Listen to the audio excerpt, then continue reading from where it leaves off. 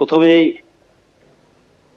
Sir অধ্যক্ষ মহাশয়কে আমি শুভেচ্ছা জানাচ্ছি অষ্টাদশ বিধানসভার স্পিকার হিসাবে নির্বাচিত হওয়ার জন্য।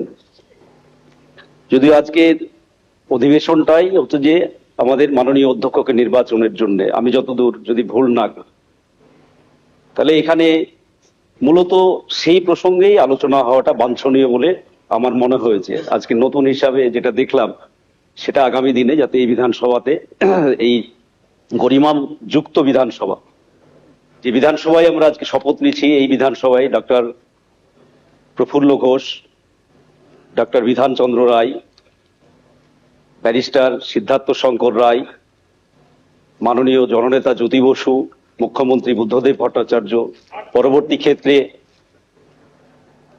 মমতা বন্দ্যোপাধ্যায় শেষ মুখ্যমন্ত্রী হিসেবে তিনারা কাজ করেছেন। সেই বিধানসভার গরিমা আমাদের সব সদস্যকে রক্ষা করতে হবে, এটাই হচ্ছে যে কাজ। আমি সুদূর মুর্শিদাবাদের ডোমকল থেকে নির্বাচিত হয়ে যেদিন মঙ্গলবার শপথ গ্রহণ করলাম, সেদিনই একটু আবেগতাড়িত হয়ে গেছিলাম যে আমি কোথায় এসে এই শপথ নিচ্ছি। সেই প্রসঙ্গে হচ্ছে যে আমাদের এই নামগুলো যেগুলো করলাম আমি, তাদের কথা মনে পড়ছিল। আরো প্রথিতযশা অনেক নেতৃত্ব আমাদের রাজ্যের স্বাধীনতা সংগ্রামী, তারা এই বিধানসভায় পা রেখেছিলেন, তারা আমাদের দেশের জন্য লড়াই করেছিলেন। একই রকম ভাবে আমার মনে পড়ছিল আনিসুর রহমানের, ডোমকলের বিধায়ক, দীর্ঘদিনের প্রায় 25 বছর মন্ত্রী ছিলেন এবং হচ্ছে যে তারপরে আবার 10 বছর বিধায়ক হিসেবে ছিলেন। স্যার, এটা ঘটনা যে আজকে দাঁড়িয়ে নির্বাচনের পরবর্তী ক্ষেত্রে সংখ্যার দিক দিয়ে বিজেপি ব্যাপক সংখ্যাগরিষ্ঠতা পেয়েছে, আমাদের রাজ্যে ম্যান্ডেট পেয়েছে, এটা অস্বীকার করার তো কোনো জায়গা নেই। মানুষ ভোট দিয়েছে, নির্বাচিত করেছে। কিন্তু বিধানসভা বা লোকসভা আমরা জানি যে আমরা যে কথাগুলো শুনে এসেছি বা শিখে এসেছি রাষ্ট্রবিজ্ঞানে, সেটা হচ্ছে যে হাউস বিলংস টু অপোজিশন। বিধানসভা বা লোকসভা হচ্ছে বিরোধীদের, এবং এই বিরোধীদের যে কথা বলার অধিকার বা বিরোধীদের যে হচ্ছে যে বক্তব্য রাখার অধিকার, বিশেষ করে সরকারের যে কাজ কর্ম, সেইগুলো গঠনমূলকভাবে সমালোচনা করা, ত্রুটিগুলো ধরিয়ে দেওয়া, এটাই হচ্ছে যে বিরোধীদের একমাত্র কাজ। আমরা মনে করি যে হচ্ছে যে সরকারের তর্পণ হচ্ছে যে এই অধিবেশন কক্ষ, যার ফলে হচ্ছে যে আমরা, এটা কথা ঠিক, 34 বছর আমরা সরকার চালিয়েছি আমাদের, তারপরে আমরা গত নির্বাচনে শূন্য হয়েছিলাম। মানুষ এবারে নির্বাচনে আমাদের একজন প্রতিনিধি বামপন্থীদের আমাকে নির্বাচিত করেছে, আমি একা।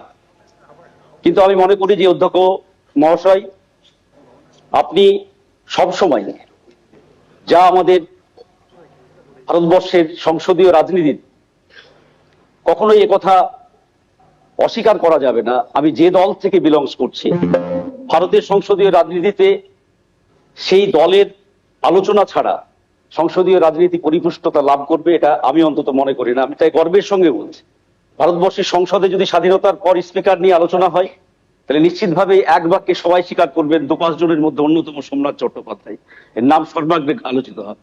একই রকম ভাবে এই বিধানসভায় দীর্ঘ 29 বছর ধরে বিধানসভাতে স্পিকারের ভূমিকা পালন করেছে হাসিম আব্দুল খালিক।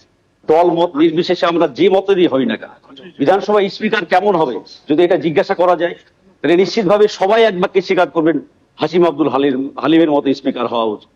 স্যার, আজকে দাঁড়িয়ে আমরা যেটা বলতে চাইছি যে শুধু মাত্র হচ্ছে যে আপনার একটা, যেটা বলতে চাইছি যে আমরা যে সংখ্যার বিচারে আজকে বিজেপি ব্যাপক সংখ্যাগরিষ্ঠতা পেয়েছে, কিন্তু যেহেতু হাউস, আমি বললাম যে হাউস বিলংস টু অপোজিশন, এখানে বিরোধীদের কণ্ঠস্বরকে যাতে সেই সংখ্যার বিচারে চাপা না দেওয়া হয়, সেইটা আপনাকে এই 5 বছর আগে, 5 বছর আপনাকে দেখতে হবে।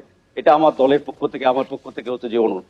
একই রকম ভাবে সংখ্যা না, গঠনমূলক হচ্ছে যে সমালোচনা, সবার সমানাধিকার এই বিধানসভাতে, তারপর হচ্ছে যে গণতান্ত্রিক অধিকার, সেইগুলো যাতে এই বিধানসভাতে প্রতিষ্ঠিত হয়, তা অভিভাবকের মতো আপনি যদি দেখেন, তবে আগামী দিনে আমাদের রাজ্যের যে গণতান্ত্রিক গরিমা, যা আমি মনে করি ব্যক্তিগতভাবে এবং আমরা দলগতভাবে, যা গত 15 বছর ধরে এই বিধানসভাতে এবং এখানে আহত করা হয়েছে, বিধানসভার বিরোধী দলনেতাদেরকে এখানে সঠিকভাবে স্পেস দেওয়া হয়নি।